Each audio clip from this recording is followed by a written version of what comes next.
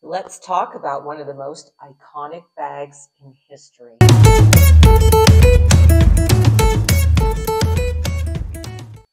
Hi everyone, I'm Laura and welcome to my channel. If you're new here, welcome. And today we will be discussing one of the best-selling handbags of all time for Louis Vuitton and probably one of the most iconic handbags in history. That is the Louis Vuitton Speedy. So in this video, I wanted to cover the differences between the 25 centimeter and the 30 in the Speedies. But before that, I wanted to give you guys just a little bit of a background on the Speedy. It was created in 1930, and it was actually dubbed the Express before it was named the Speedy 30, which then it only came in the 30 centimeter size. And when Louis Vuitton actually first came out with the bag, it was just in plain canvas. And it wasn't until a year later that they did it in their iconic LV monogram. And this bag came out after the success of their Alma bag. And in 1965, Audrey Hepburn, one of my most favorite actresses of all time, actually requested that Louis Vuitton make a smaller version of the Speedy because she was such a petite person. And the Speedy 30 can be a little bit big, but she requested that they make the 25 size to better fit her frame. And thus, the 25 was born. Now today, the Speedies come in all kinds of sizes, the 40, the 35, the 30, the 25, all the way down to the nano. Now, a Speedy, even on the pre-loved market, is still going to run you somewhere between anywhere from 600s all the way to $1,000 or more dollars. So rather than going out and spending, even on the pre-loved market, $800, $900 on a bag that I wasn't quite sure that I was going to love. So I know it's a little taboo, but I found a replica Speedy 25, which set me back $200. Now, I would rather be out the $200 if I did not like the bag, rather than spending $800 or $900 and buying pre-loved where it might or might not be returnable. So I got the 25, and it turns out that it was a little too small for me. One being that when you do open it, it's a little narrow to get larger things out. To me, it was just a little cumbersome. This is just my opinion. I like to get in and out of my bags really easy. And for me, it just wasn't quite wide enough. So I went and found a pre-loved Speedy 30. I found this one on the RealReal. And I believe I paid about $800 and some dollars for this one. Yes, it's a little bit older, as you can see, but it better suits my needs. Now, this one being older is not the bandolier style, which I'm going to get into in a second. So anyway, I got this bag. It's still in great condition. I love it. I do use it, and it's going to last me forever. So if you're deciding on the 25 or the 30, just going to tell you, if you like a little more room and you like to carry a little bit more in your bag, then the 30 is going to do it. And I love it because, yes, you do have to carry it on your arm, but I still love it. So let's talk about the differences between a not real Louis Vuitton Speedy and a actual real Louis Vuitton Speedy. So you can't always go by the canvas. The one thing that you can tell the difference is on the replica bags, this very shiny kind of a red color here. Well, if you look at an actual Louis Vuitton, it will be a bit of a darker reddish color, and it will not be shiny. So one of the fallacies that people, or misconception that people have about it, is that the canvas will be a different shade of color, which actually, if you compare a newer and an older Louis Vuitton handbag and canvas, you will notice that there will be color discrepancies.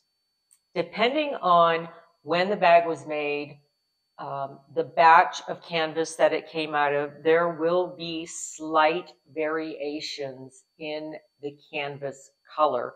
This one has a little bit of almost like a green tinge to it, whereas this one is more tan, which actually in an actual real Louis Vuitton, that is the color. So another one is on the stitching here. Now, older ones have on the stitching, older ones on the stitching here will have the 4 and then the 5. So there's 4, 4, 5, 5, 5. Now, on the newer ones, it's actually not 5 anymore. It's actually 7. So there's 4. But on this one, there is 1, 2, 3, 4, 5, 6, 7-ish. So it's a little off on that mark. It's like 7.5 on this one. So the stitching does give it away on this one. Also, the lock and key. Okay, so Louis Vuitton actually doesn't do solid brass anymore. Although their hardware is some of the best in the industry. Their hardware on their bags is incredible. However, if you look on an older Speedy, they are solid brass, which is why, you know, she got a little tarnish there. But it's also much heavier than this one. So the lock is actually pretty darn close. I would have a tough time deciphering whether this was a replica lock and key or not. So also on the strap that it came with, again, the very kind of shiny red color on here.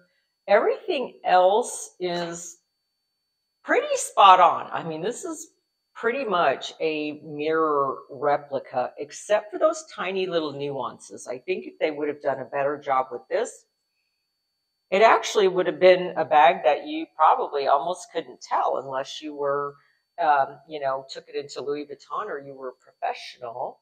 So I wanted to cover a little bit also on the a little bit older Louis Vuittons, which are not the bandolier style.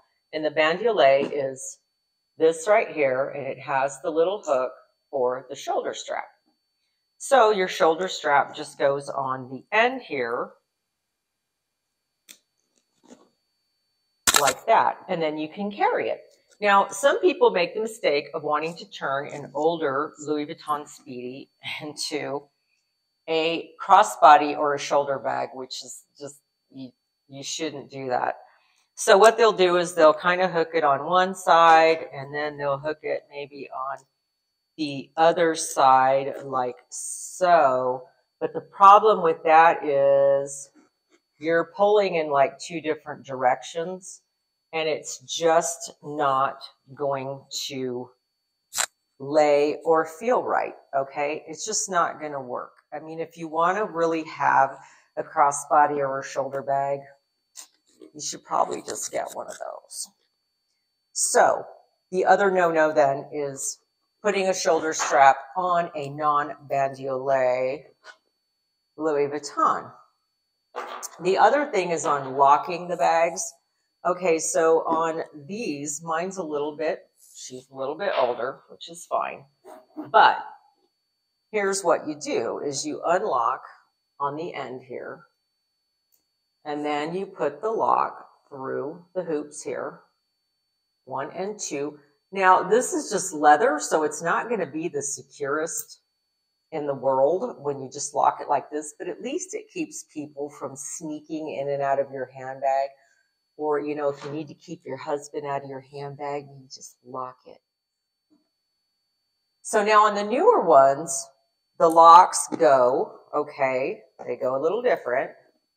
So a lot of people get confused by this and they're not sure what to do with it, but you don't stick it through the 2 holes like that. Okay, you fold one of the zipper pulls over. If I can do this like that. Okay.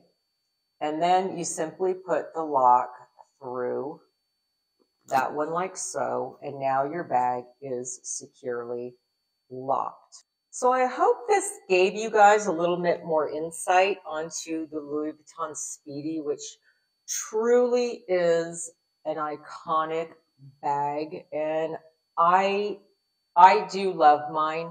It's a bag you can actually kind of toss around and use. And by the way, I know people are always concerned with how do I keep my handles and the leather all clean, and how do I keep, them from turning? Well, here's the thing, guys, is Louis Vuitton, which is a luggage company back in the day, these were made to be tossed around and used and held.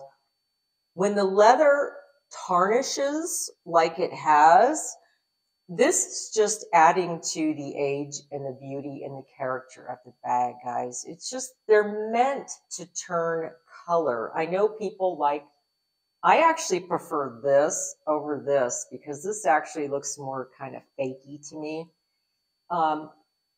But they're meant to do that. If you do truly want to keep your handles in pristine condition for the entire time you own it, which, by the way, if you do use a shoulder strap, this will tarnish after a while. I call it tarnishing, but it's discoloration.